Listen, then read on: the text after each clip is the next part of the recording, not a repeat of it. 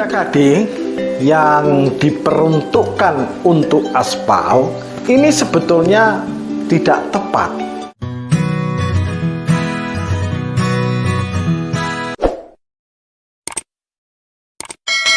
Selamat Yahmini, jumpa lagi di program ngobrol penuh inspirasi. Bojonegoro saat ini terkenal dengan APBD yang tinggi. Konon katanya APBD-nya itu tertinggi kedua. Maka dari itu program yang dilaksanakan diantaranya ketika Bupati Ana Muawanah menjabat dan hingga kini masih dijalankan adalah BKKD, Bantuan Keuangan Khusus Desa. Saya tidak mengajak untuk ngobrol tentang penyelewengannya atau tentang hal-hal yang kiranya tidak tepat dalam pelaksanaan BKKD, karena ngopi yang lalu sudah saya singgung. Tetapi bahwa BKKD yang terkait dengan bantuan keuangan khusus desa yang diperuntukkan untuk aspal hotmit ya, ini mestinya jauh-jauh kemarin dari program tahun pertama itu sudah harusnya dievaluasi. BKKD yang diperuntukkan untuk aspal ini sebetulnya tidak tepat, khusus untuk wilayah Bojonegoro atau daerah Bojonegoro, yaitu entah karena tekstur atau kultur tanahnya yang memang rata-rata tanah Bojonegoro itu mudah bengkak kalau di musim kemarau dan mudah melenyek kalau di musim hujan. Maka mestinya pada tahun pertama BKKD yang diperuntukkan untuk aspal hotmit ini harusnya sudah dievaluasi.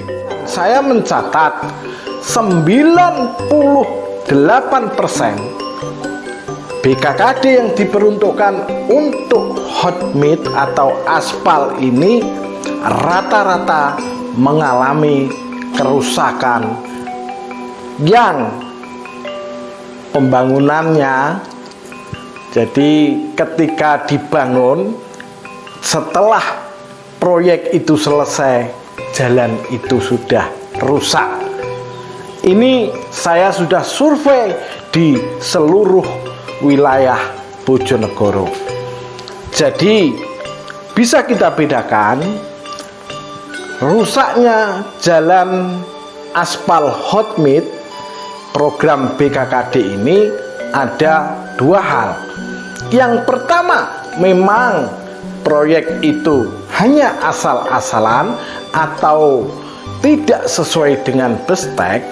Kemudian yang karena tekstur atau kultur tanahnya yang memang tidak cocok untuk diprogramkan aspal hotmit.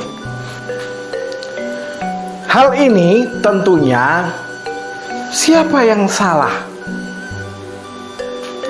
Kalau menurut saya, dinas teknis mestinya dalam program awal tahun-tahun pertama program BKKD itu dijalankan, walaupun pelaksanaannya tetap ada yang tumpang tindih, ada yang tidak memenuhi unsur ketidakadilan, dan sebagainya. Namun, dinas teknis dalam hal ini DPU Bina Marga ya, yang mempunyai kewenangan, karena secara teknis kalau desa itu sebetulnya kalau untuk aspal hot mix sebetulnya jelas tidak mampu. Karena apa? Karena menggunakan alat berat, sehingga akhirnya dikerjakan oleh pihak ketiga. Nah, pihak ketiga inilah yang kadang-kadang bermain para maklar-maklar yang dalam hal ini tidak kita pungkiri ya. Jadi ada yang mengaku bahwa ini orang dekatnya bupati, ini suruhan bupati, tapi yang jelas itu sebetulnya semua itu melanggar aturan. Kembali kepada dinas PU. Inilah kalau pejabat daerah yang diangkat tidak memenuhi kriteria atau integritasnya kurang, mungkin SDM teknisnya tidak mumpuni, sehingga apa? Ketika